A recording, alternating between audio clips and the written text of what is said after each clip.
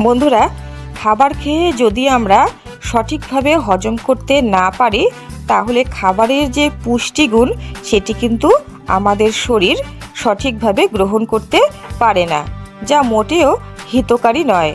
বর্তমানে হজম সমস্যা একটি বিরাট সমস্যা। হজম ক্ষমতা বৃদ্ধি করবার জন্য অনেকেই নানা প্রকার কেমিক্যালসযুক্ত ওষুধ সেবন করে থাকেন, যা আমাদের শরীরের পক্ষে খুবই ক্ষতিকারক। আজকে আমি হজম ক্ষমতা বৃদ্ধি করবার 5টি প্রাকৃতিক উপায়ের কথা বলবো, যা আপনারা যদি ফলো করতে পারেন তাহলে কিন্তু প্রভূত উপকৃত হবেন এবং আপনাদের কেমিক্যালসযুক্ত ওষুধও খেতে হবে না হজম ক্ষমতা বৃদ্ধি করবার জন্য। বন্ধুরা, ভিডিওটি সম্পূর্ণ দেখবেন এবং বিষয়টি সম্পূর্ণ ভালো করে বুঝবেন। নাম্বার 1, খাবার খাওয়ার সময় আমাদের সঠিকভাবে খাবার চিবিয়ে খাওয়া উচিত। যদি আমরা খাবার ভালো করে চিবিয়ে খেতে পারি তাহলে হজম খুব দ্রুত হবে এবং খাবারের যে পুষ্টিগুণ তাও খুব তাড়াতাড়ি আমাদের শরীর শোষণ করতে পারবে। তাই খাবার খাওয়ার সময় উচিত আমাদের ছোট ছোট গ্রাসে খাবারটি মুখে নিয়ে ভালো করে চিবিয়ে খাওয়া। এছাড়া খাবার খাওয়ার সময় কথা বলা উচিত নয় এবং কোনো অ্যাক্টিভিটির সঙ্গে যুক্ত থাকা উচিত নয়, যেমন টিভি দেখা, বই পড়া, মোবাইল ঘাঁটা উচিত নয়। খাবার খাওয়ার সময় মন দিয়ে খাবার ভালো করে চিবিয়েই খাওয়া উচিত। তাহলে আমাদের হজম শক্তি বৃদ্ধি পাবে এবং হজম তাড়াতাড়ি হবে। নাম্বার 2, ফাইবারযুক্ত খাবার খাওয়া উচিত।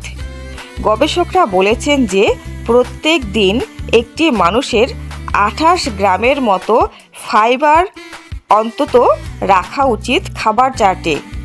প্রত্যেক দিন সবুজ শাকসবজি, টাটকা ফল, শস্যদানা খাওয়া উচিত। বন্ধুরা, ফাইবার আমাদের হজম ক্ষমতা বৃদ্ধি করতে সহায়তা করে থাকে। নাম্বার 3, সঠিক পরিমাণে জল খাওয়া উচিত। জল আমাদের হজম করতে সহায়তা করে থাকে। প্রত্যেক দিন অন্তত 4 লিটার জল অবশ্যই পান করা উচিত। বন্ধুরা, আপনারা জল সঠিক পরিমাণে অবশ্যই খাবেন। বাচ্চাদের ক্ষেত্রে জলের পরিমাণ অবশ্য কম হবে। নাম্বার 4, পরিমিত আহার গ্রহণ করা উচিত নিয়মিত।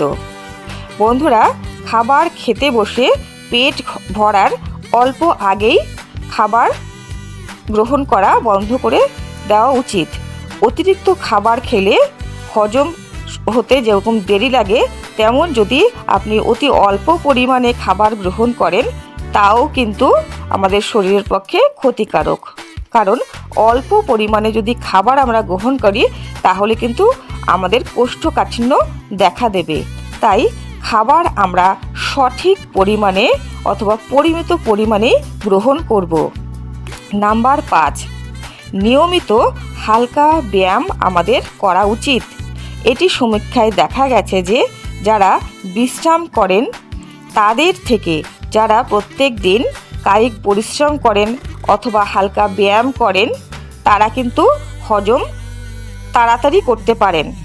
বন্ধুরা, যখন শরীর খারাপ লাগবে তখন অবশ্যই একটু ব্যায়াম করে নেবেন। জোরে জোরে হাঁটবেন, খালি হাতে ব্যায়াম করবেন, যোগাসনও করতে পারেন। বন্ধুরা, এই 5টি নিয়ম যদি আপনারা নিয়মিত মেনে চলেন তাহলে কিন্তু আপনাদের হজমের সমস্যা দূরে যাবে। তাহলে বন্ধুরা, আমার চ্যানেলটিকে অবশ্যই সাবস্ক্রাইব করে রাখবেন নিয়মিত এরকম গুরুত্বপূর্ণ আপডেটগুলো পাওয়ার জন্য। সকলেই ভালো থাকবেন, সুস্থ থাকবেন। নমস্কার।